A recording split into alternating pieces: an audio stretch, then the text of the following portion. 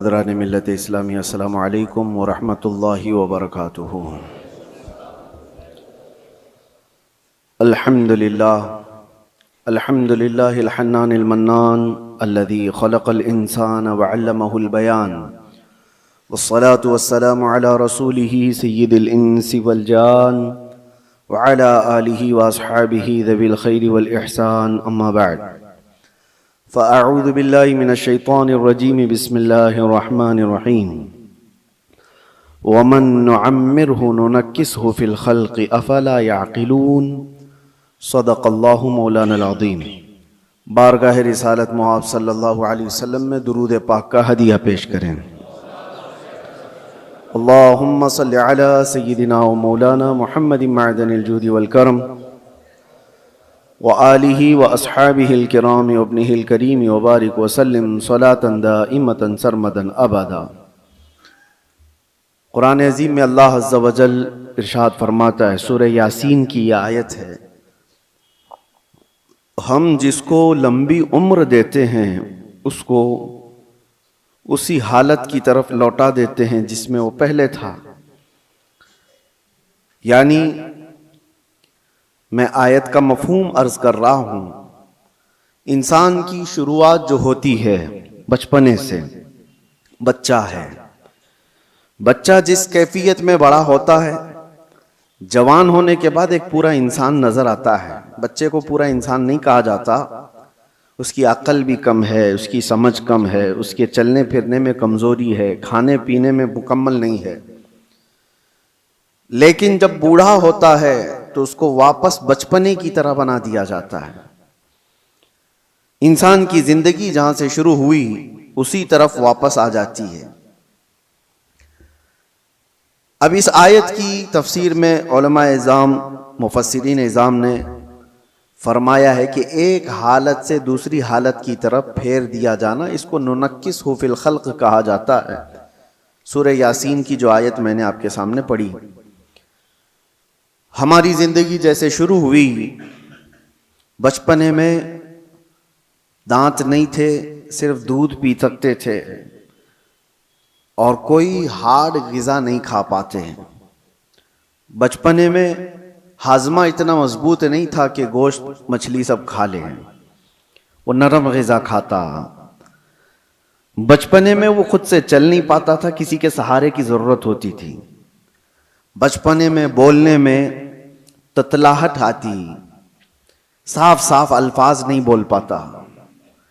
छोटा बच्चा एक सवाल को बार बार करने लगता है, उसी चीज को बार बार पूछता है।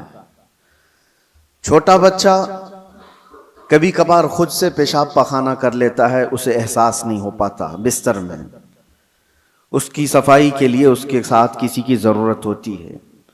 अब हम आते हैं बचपने से, जब बड़ा हुआ जवानी में ये सारी चीजें उसकी परफेक्ट हो गई, लेकिन जैसे ही बूढ़ापे को पहुंचा फिर से वही हालत पर आया कि अब बूढ़ा भी दांत गिरने की वजह से हार्ड चीजें खा नहीं पाता।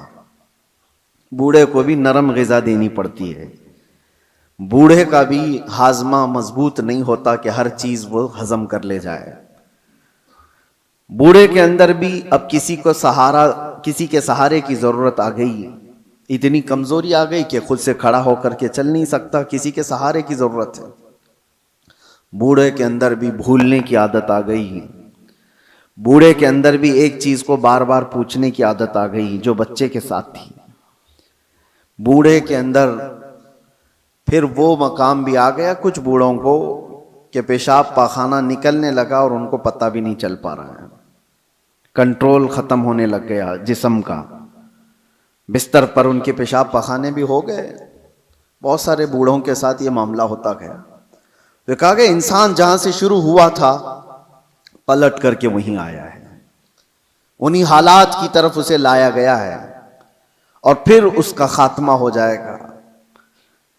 मैं ये बात इसलिए अर्ज कर रहा हूं कि गालिबन ऐसा लगता है कि दुनिया भी जिस अंदाज से शुरू हुई थी पलट करके उसी अंदाज पर आ जाएगी। आज के हालात हमें ये बता रहे हैं। अगर आज के जमाने में किसी से कहा जाए कि दुनिया वापस अपने पहले मदार पर आ जाएगी, पहले कैफियत पर आ जाएगी तो लोग हंसेंगे। दुनिया की पहली वाली कैफियत ये है, जमीन में बीज बो, फसल आए तो अनाज निकालो, चक्की में आटा पीसो और रोटी बनाओ और खाओ। ना कोई मशीन का तस्वुर, पत्थरों को टकरा करके आग जलाओ और दिए रोशन करो और घर को उसी से उजाला करो, यही पहली की कैफियत थी। कपड़े अपने हाथ से सिलो, बाकी कोई चीज नहीं थी। घोड़सवारी करो, कोई सवारी नहीं थी, न कार न गाड़ी न प्लेन न ट्रेन, कोई चीज नहीं थी। जानवरों पर सवारी किए जाते थे। दुनिया की ये पहली कैफियत है। आज मैं अगर कहूं कि दुनिया की उसी पहली कैफियत पर वापस आना पड़ेगा तो लोग हंसेंगे, ऐसा कैसा पॉसिबल है, मुमकिन नहीं है। लेकिन मेरे अजीजों, आज मैं एक बहुत अहम बात आपके सामने रखने जा रहा हूं।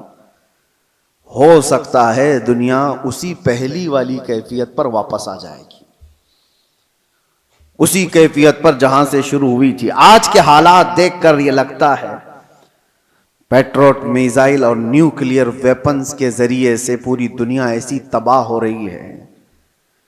ये तो अभी हथियारों का इस्तेमाल पूरा नहीं हुआ। जो हथियार ये सुपर पावर कंट्रीज बना करके बैठे हुए हैं, इनका अभी इस्तेमाल नहीं हुआ है। 1945 में जो न्यूक्लियर का इस्तेमाल हुआ था, उसका असर आज तक होता है जापान में, नागासाकी और हिरोशिमा में। आज से तकरीबन 70 साल पहले इस्तेमाल की हुई चीजों का आज भी असर है।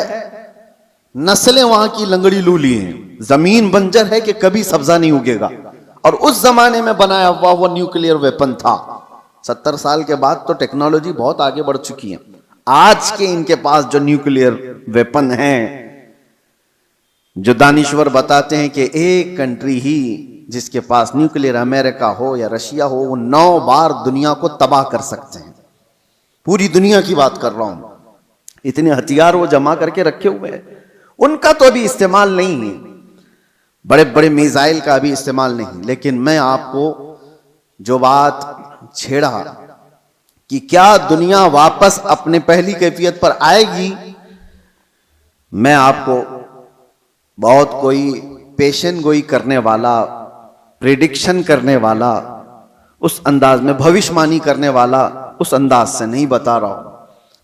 कराइन और कयास, आज एक ही एनर्जी पर आपकी रोक लगा दी जाए तो दुनिया में हमारी जिंदगी ठप पड़ सकती है। आपको पता है तेल और गैस के मामलात में आज दुनिया जूझ रही है। सिर्फ ये इंडियंस का मसला नहीं है, तकरीबन दुनिया का।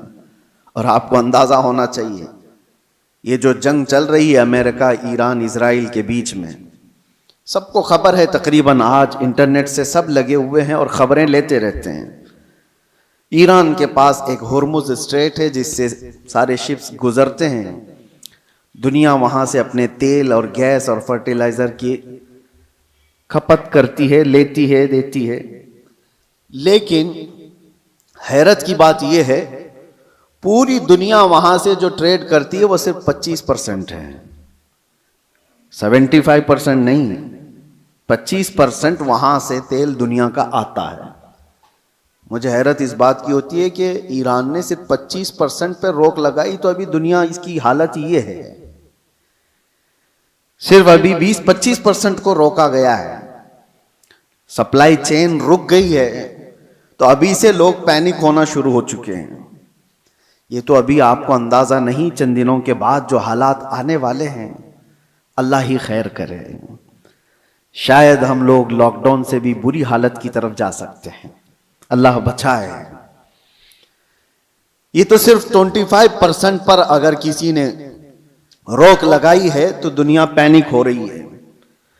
मेरे अजीजों, वो वक्त आएगा, मेरे आका सल्लल्लाहु ताला अलैहि वसल्लम ने जो क़यामत के करीब होने वाली निशानियां बयान फरमाई, उसमें से बड़ी निशानियों में एक निशानी ये भी है कि कत्ल और खून रेजी बहुत बढ़ जाएगी। इतनी ज्यादा कि एक बाप की अगर 100 औलाद हैं तो 99 मर जाएंगे और एक बचेगा। कत्ल और हर्ज इतना बढ़ जाएगा।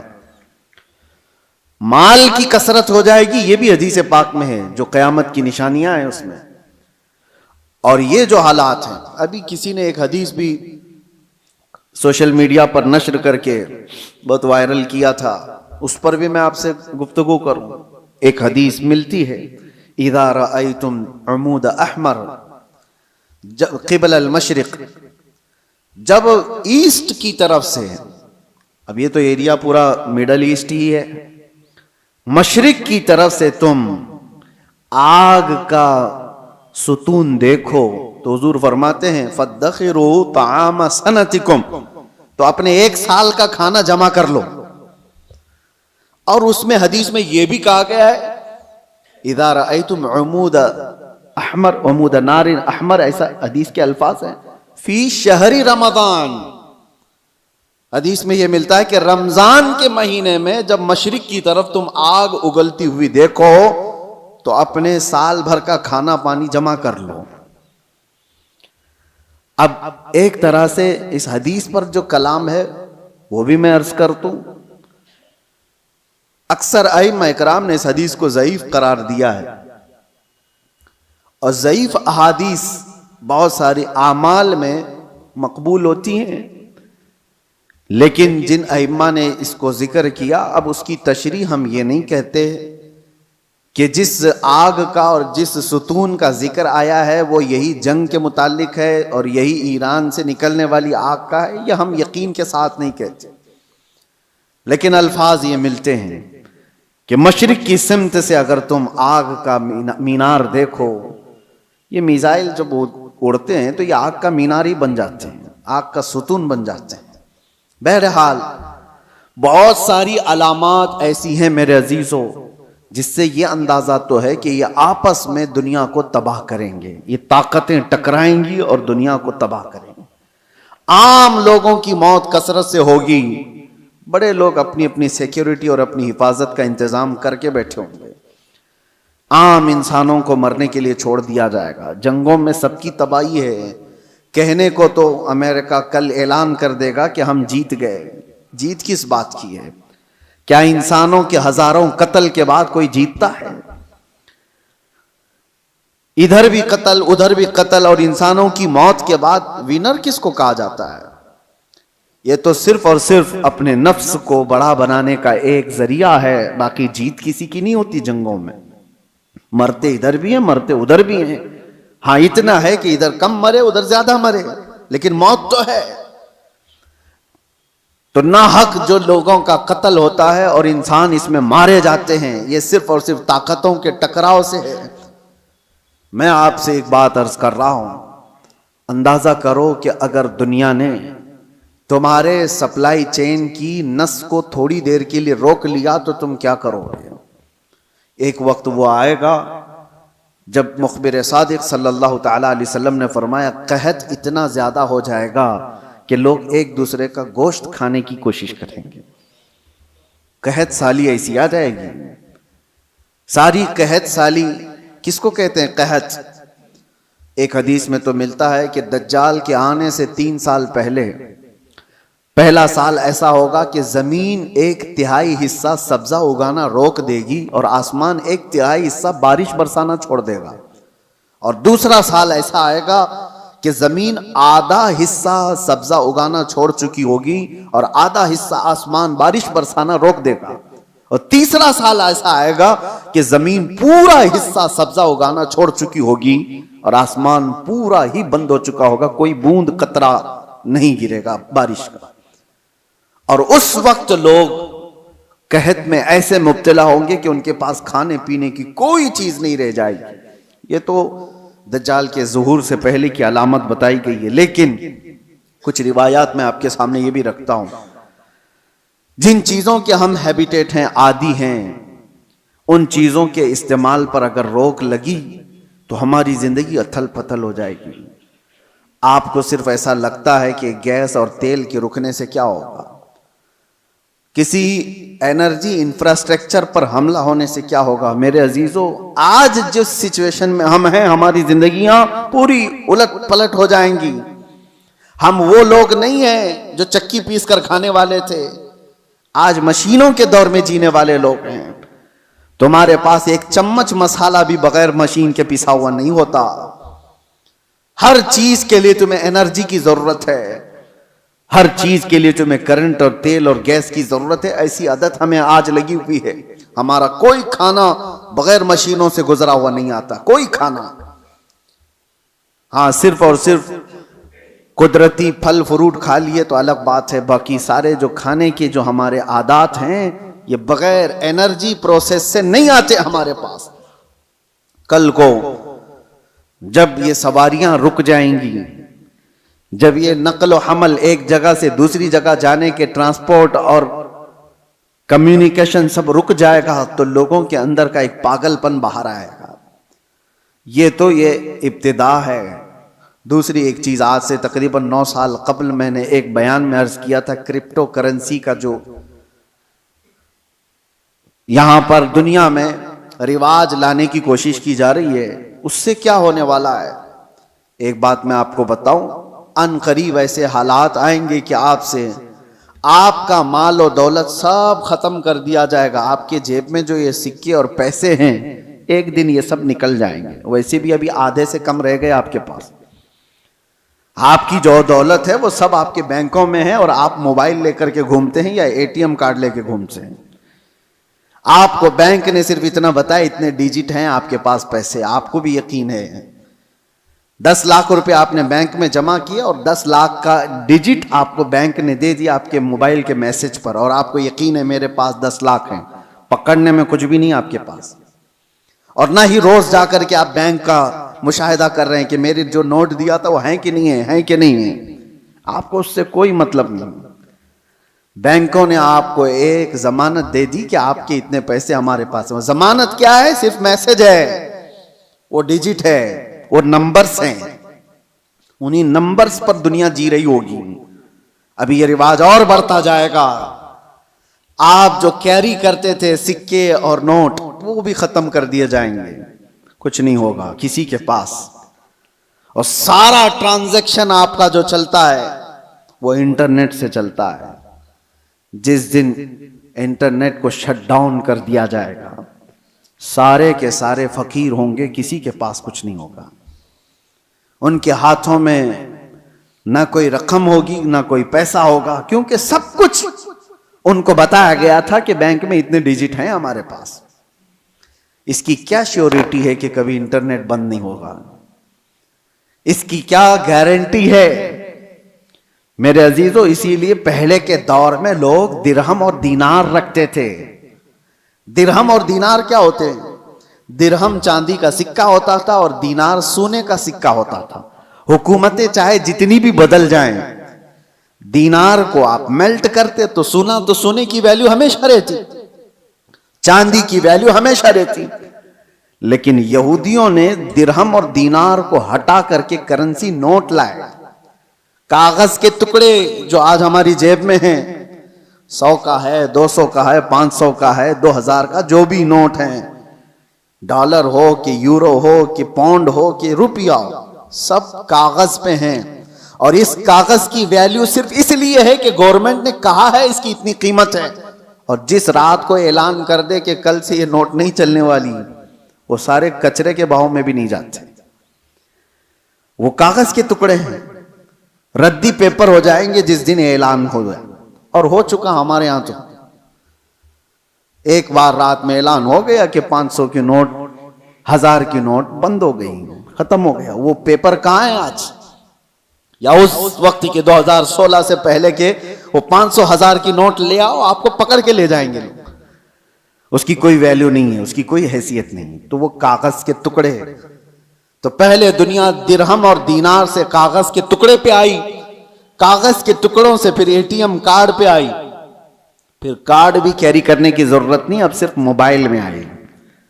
आप मोबाइल से सारा ट्रांजैक्शन करो, इधर से मैसेज उधर गया, उधर से मैसेज इधर आया। बाकी हैरत होती है, कभी हम टैक्सी में बैठे हैं, 500 रुपए हो गए, ना मैंने जेब से कुछ निकाला ना उसने लिया, इधर से मैसेज उधर गया, उसको भी यकीन है मेरे पास 500 आ गए।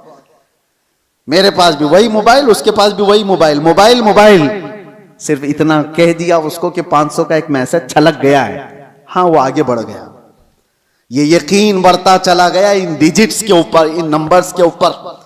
वक्त ऐसा आएगा कि सारी जिंदगी इन्हीं नंबर्स पर घूम रही होगी, एक दिन अचानक ये सारे मुआसलात का जरिया बंद कर दिया जाएगा और लोग कहत साली के शिकार होंगे। आप किससे पूछेंगे? आज जो दुनिया बिटकॉइन का और क्रिप्टो करेंसी में पैसे लगाती है, उसका तरीका क्या है पता है आपको? बिटकॉइन एक गायबाना करेंसी है, किसी कंट्री की करेंसी नहीं। डॉलर आपने देखा है, यूरो आपने देखा है, पौंड इंग्लैंड का आपने देखा, रुपया भी देखा है। बिटकॉइन क्या है वो देखा ही नहीं किसी ने, वो है ही नहीं। वो एक क्रिमिनल दुनिया चलाती है और उन्होंने अपनी एक कीमत उसकी लगाई है और रोज बढ़ती जाती है कीमत। 40 लाख, 50 लाख, 60 लाख एक एक बिटकॉइन खरीदने के लिए लोग पैसे लगाते हैं। आपने 60 लाख रुपए देकर एक बिटकॉइन खरीदा, सामने वाले ने कहा कि हाँ एक बिटकॉइन आपका है। कहां है वो? उसने नंबर दिया है खाली, कोई सोना और चांदी उठा के नहीं दिया, कोई गारंटी नहीं है। बस इस पर भी दुनिया पागल है और लाखों की तादाद में क्रिप्टो करेंसी और ये बिटकॉइन को खरीदने के लिए पागल है दुनिया, पैसे लगाई हुई है। जो चीज दिख ही नहीं रही है उसको भी खरीदा जा रहा है, लिया जा रहा है। मेरे अजीजों, मैं आपको उन आखिरी अलामात के बारे में कह रहा हूं कि दुनिया कभी तरक्की करते करते करते इतने आगे जा चुकी जो उसकी खुद की तबाही का जरिया है। इंसान खुद अपने आप को तबाह कर लेगा। आज ये तमाम जराया पर निर्भर होकर के रहना, यह हमारी तबाही के करीब जाने का है। अब मेरी बातों को कुछ मॉडर्न लोग ये कहेंगे कि पुराने ख्यालात की बात कर रहे हैं, तरक्की को नहीं चाहते हैं, आसानी को नहीं चाहते। मेरे अजीजों, तरक्की और आसानी कौन नहीं चाहता, लेकिन तुम्हारे पास श्योरिटी और गारंटी क्या है? किसी चीज की नहीं। और आज दुनिया को जिस अंदाज से निर्भर करके रखा गया है, तकरीबन पौनी दुनिया ऐसी है आज जो क्रेडिट पर तिजारत करती है, सूद पर तिजारत करती है। सबको क्रेडिट कार्ड पकड़ाए गए हैं, तुम सूद भरते रहो, इंटरेस्ट भरते रहो। लोन की दुनिया पर आधे से ज्यादा दुनिया चल रही है। मेरे अजीजों, यही कुर्बे क़यामत की अलामात हैं, ये निशानियां हैं। मैं आज ही पढ़ रहा था हदीस पाक, हुजूर सल्लल्लाहु तआला अलैहि वसल्लम की एक हदीस है, लोग जिना रास्ते पे ऐसा कर रहे होंगे जैसे गधे और कुत्ते करते हैं। और उस जमाने में सबसे शरीफ आदमी कौन होगा पता है आपको? जिना कर रहे होंगे लोग नंगे होकर के, उनमें सबसे शरीफ आदमी वो होगा जो ये कहेगा कि भाई थोड़ा दीवार के पीछे चले जाओ। वो सिर्फ इतना कहने वाला उस जमाने का सबसे शरीफ आदमी होगा। जो गुनाह कर रहा है उनसे सिर्फ वो इतना कहेगा कि दीवार के पीछे चले जाओ, इतना कहने वाला उस जमाने का शरीफ आदमी होगा। वो जमाना करीब है मेरे अजीजों। और यहां तक कि ईमान वालों को लोग ताना मार रहे होंगे, इसको देखो ये मुसलमान है, इसको देखो, ऐसे ताना मार रहे होंगे जैसे चोरों को ताना मारा जाता है। ईमान पर जिंदा रहना और कायम रहना एक बड़ा मुश्किल हो जाएगा। आज आपके सामने मैं ये सारी बातें इसलिए रख रहा हूं कि हम कब्रिस्तान की तरफ से गुजरेंगे तो ये एहसास करेंगे जो कब्र में सोया है वो कितना महफूज है, काश उसकी जगह मैं होता। हुजूर ने फरमाया, हदीस है ये, क़यामत के करीब तुम कब्रिस्तान से गुजरोगे तो ये तमन्ना करोगे कि कब्र में सोया हुआ आदमी कितना अच्छा है कि वो मुझसे पहले दुनिया में फितनों से महफूज चला गया। आज ये सारे फितने वो नहीं देख रहा है। एक बात आप याद रख लेना, ये जंगों के हालात दुनिया को अभी बदल के रखने वाले हैं। अगले साल तक अल्लाह ने अगर जिंदगी दी तो देखना दुनिया का नक्शा बदल चुका होगा, जीने के अंदाज बदल चुके होंगे, बहुत सारी नई चीजें आपको सुनने में आएंगी और देखने को मिलेंगी, तौर तरीके बदल चुके होंगे। अचानक होने वाले हालात पूरी दुनिया को एकसर बदल कर रखेंगे। इसलिए हर घड़ी आप एक्टिव रहो कि ईमान के साथ दुनिया से जाना है। इन फितनों के दौर में हर घड़ी आप अपने ईमान की हिफाजत की फिक्र करो। अब जो दौर आ रहा है इससे खतरनाक दौर इस दुनिया की इब्तिदा से लेकर अब तक नहीं आया, कभी नहीं। इससे ज्यादा खतरनाक दौर कभी पहले नहीं आया। जो आने वाला है वो दज्जाल के ज़हूर का जमाना है। नबी अकरम सल्लल्लाहु अलैहि वसल्लम ने फरमाया, रुए जमीन पर सबसे बड़ा फितना होगा दुनिया का। और नबी आखिरुज़्ज़मा खुद दुआ करते थे अल्लाह की बारगाह में कि अल्लाह मुझे दज्जाल की फितनों से महफूज रख।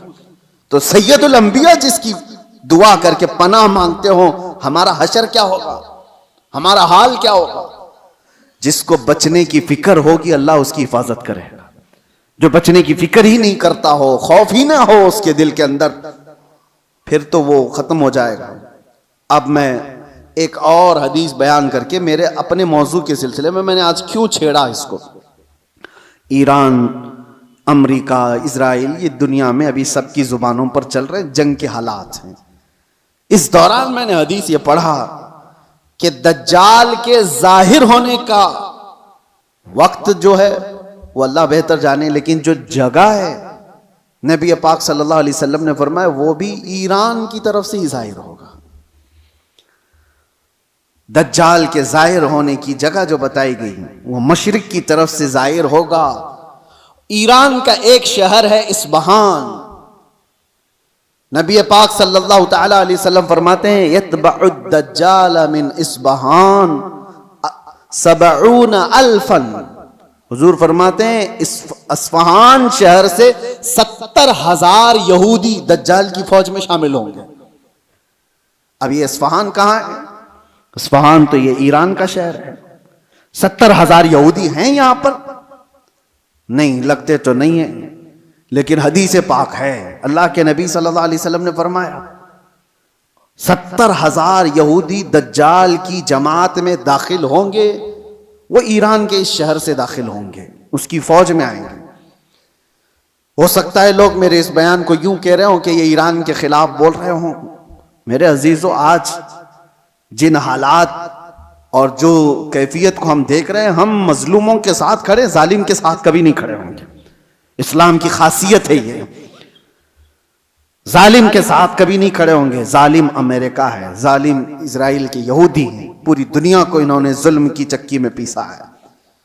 लेकिन ईरान की जो कैफियत होगी, 70,000 यहूदी वहां से निकलेंगे और दज्जाल की जमात में आएंगे, तो इतना लगता है कि गालिबन ईरान पर यहूदियों का ऐसा कब्जा होगा, तभी तो वहां 70,000 यहूदी होंगे। वो दौर आएगा। आज जिस हालत में ईरान लड़ रहा है, चंद बातें लोगों को खुश कर रही हैं। ईरान ने इतना ठोका, इतना मारा, हो सकता है, और यहूदियों को और सुपर पावर को घुटने टेकने पर मजबूर किया। ये वक्ती ताकत हो सकती है और अल्लाह कामयाबी दे, हम इसके खिलाफ नहीं हैं।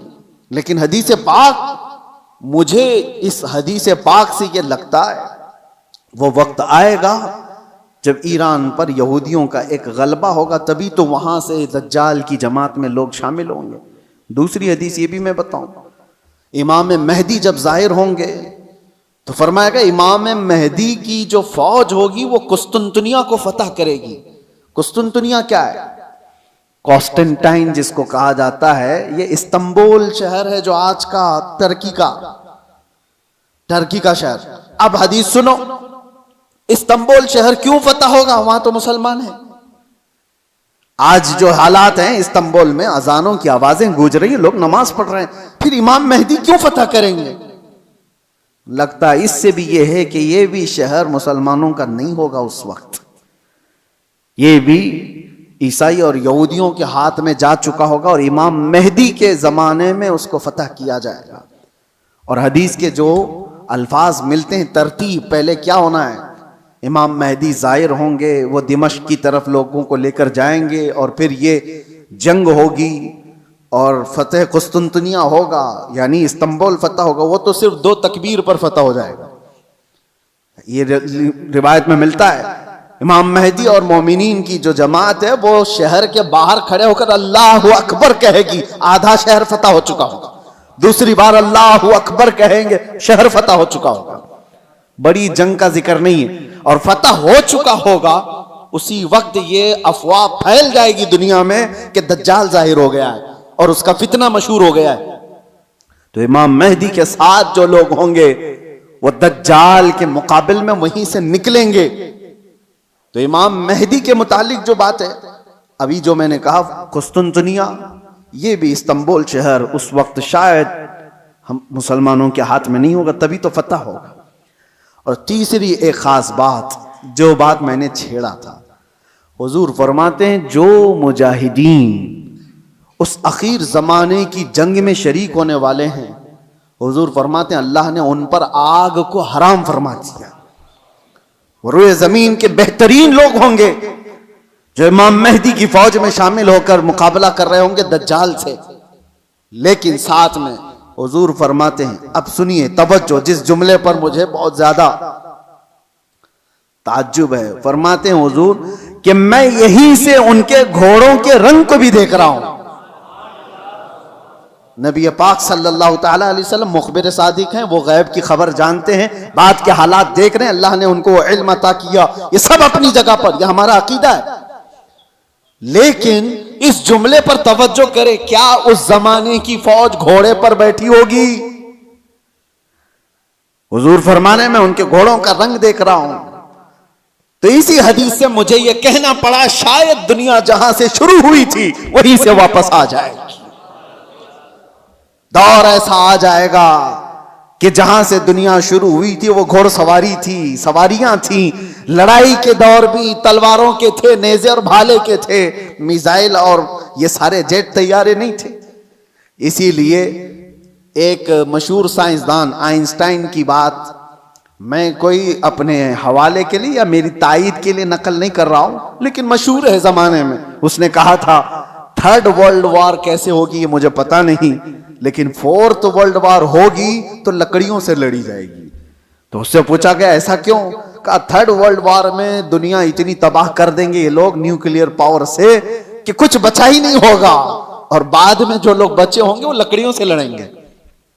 या उसके अपने प्रिडिक्शन हो सकते हैं, मैं अपनी तायद में नहीं कह रहा हूं, लेकिन हदीस है पाक, हुजूर पाक सल्लल्लाहु तआला अलैहि वसल्लम फरमाते हैं।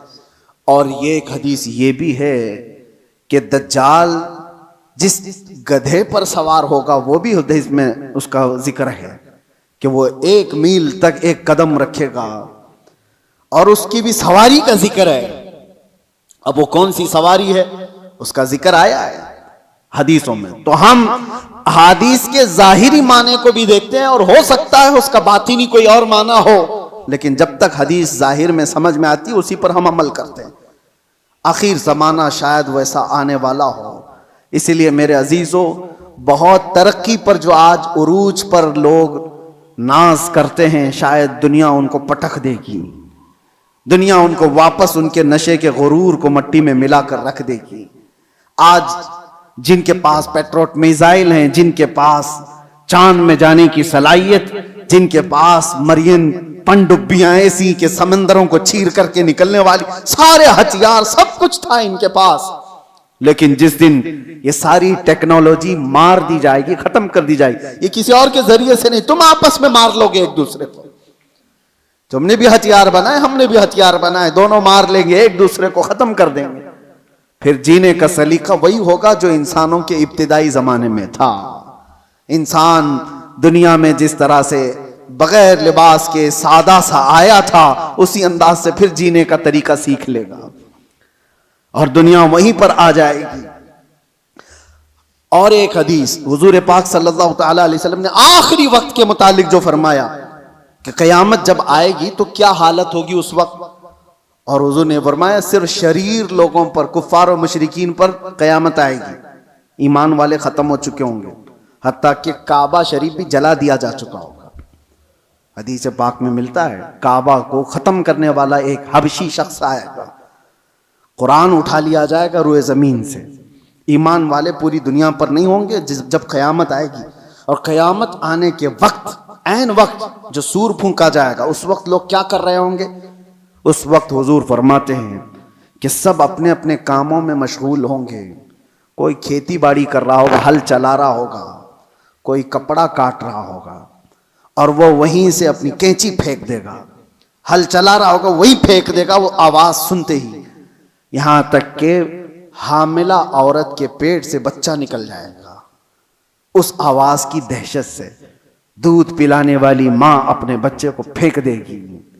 ये जो हदीस में है, वहां पर भी दुनिया की बड़ी तरक्कियात का जिक्र नहीं है। ये नहीं है कि बहुत हाई फाई इंटरनेट में आदमी बैठा होगा या मशीनें चला रहा होगा। वहां पर भी हदीस में जिक्र मिलता है कि हल चला रहा होगा, कैंची काट रहा होगा। तो फिर मुझे यही कहना पड़ता है कि दुनिया जहां से शुरू हुई थी उन्हीं हालात पर आ जाएगी। ये कैंची हाथ में लेगी और हल हाथ में लेगी, जमीन में बीज बोएगी और फसल उगाएगी, और जब आएंगे तो चक्की पीस करके अपने घर के खाने का इंतजाम करेगी। बहरहाल जो भी हालात हैं, हम दुनिया के आखिरी वक्त पर आ चुके हैं। और एक ये भी बात मैं कह करके जाता हूं, बाज बुजुर्गों ने फरमाया इमाम मेहदी कब जाहिर होंगे, तो उसके मुतालिक बुजुर्गों ने फरमाया जब सारे मोमिनीन दुआ करने लग जाएं कि ऐ अल्लाह इमाम मेहदी को जाहिर फरमाते, तो अल्लाह तबारक व तआला करीब है कि उनको जाहिर फरमाएगा। लेकिन आज की सिचुएशन ये है, मैं देखता हूं हम सारी दुआएं करते हैं, क्या मोमिनीन की आम जमातें इमाम मेहदी के जाहिर होने की दुआ करते हैं? कहीं ये दुआ का भी रिवाज आम हो जाए कि अल्लाह इमाम मेहदी को जाहिर फरमाते। जब ये दुआ कसरत से होने लगी कि वो आ जाएंगे इमाम मेहदी के जाहिर होने की। और दूसरी हदीस ये भी है, यदहलुन नासु, हुजूर फरमाते हैं अन जिक्री दज्जाल, दज्जाल का जिक्र करना लोग छोड़ चुके होंगे, उलमा मिंबरों से बयान करना खत्म कर चुके होंगे, तब दज्जाल आएगा। जब तक दज्जाल के बारे में अवेयरनेस होगा लोगों के दरमियान, दज्जाल नहीं आएगा। लोग बयान करना छोड़ चुके होंगे और उसका जिक्र करना तर्क कर चुके होंगे। ये दोनों चीजें हमारे अंदर आने ना पाए। अल्लाह तबारक व तआला हम सबको आखिरी जमाने की फितनों से महफूज फरमाए। आज जो होने वाले हालात हैं उसके लिए आप अपने अपने इंतजामात में, लोग आज अपना राशन पानी सब जमा कर रहे हैं, मैं कहता हूं अपना ईमान भी जमा करके रखो, अपने आमाल और अपने अकीदे की हिफाजत करो। कल के आने वाला दौर, एक दिन दो दिन रोटी ना खा करके अगर आप रह भी जाओगे, लेकिन ईमान के बगैर दुनिया से जाओगे तो हमेशा जहन्नम में जलाए जाओगे। ईमान की हिफाजत भी आज उतनी ही जरूरी है, इसलिए कि आदमी जब मुसीबतें आती हैं तो इनकार खुदा कर बैठता है, वो लोगों के पीछे चल भागता है। वो दौर आएगा जब लोग अपने माल की तरफ तुम्हें बुलाएंगे, तुम्हारे पास होगा कुछ नहीं तो भागोगे उनके पास, अपना ईमान भी बेच दें, सब कुछ, कि मुझे मेरे बच्चों को खिलाना है, मैं आज इसके पास जाऊंगा, इसके पास माल है, इसके पास खाना पानी है, इसके पास राशन है, ये सब कुछ दे रहा है। ये कहा गया कि दज्जाल रोटियों के पहाड़ लेकर चलेगा। जब दुनिया में कहत होगा, लोग खाने के मोहताज होंगे और दज्जाल के पास ग़िज़ा के पहाड़ होंगे, चल रहे होंगे साथ में। दुनिया भूखी उसके पीछे लपक जाएगी कि रोटियों का पहाड़ इसके साथ है, तो खाने का जखीरा जिसके पास होगा, दुनिया पागल की तरह उसकी तरफ लपक जाएगी। तो आने वाला दौर अगर कहत का है तो आप ये भी ईमान रखो कि जहां खाना बट रहा है वहां ईमान वाला नहीं जाता। जहां मेरे मुस्तफा की मोहब्बत बट रही है, भूख को तर्क करेगा, मेरे आका के कदमों को इख्तियार करेगा। अल्लाह ताला हमें हुजूर के कदमों में जिंदगी अता फरमाए, ईमान के साथ जिंदा रखे और ईमान के साथ इस दुनिया से उठाए। व आखिर दावाना अनिल हम्दुलिल्लाहि रब्बिल आलमीन। अस्सलामु अलैकुम।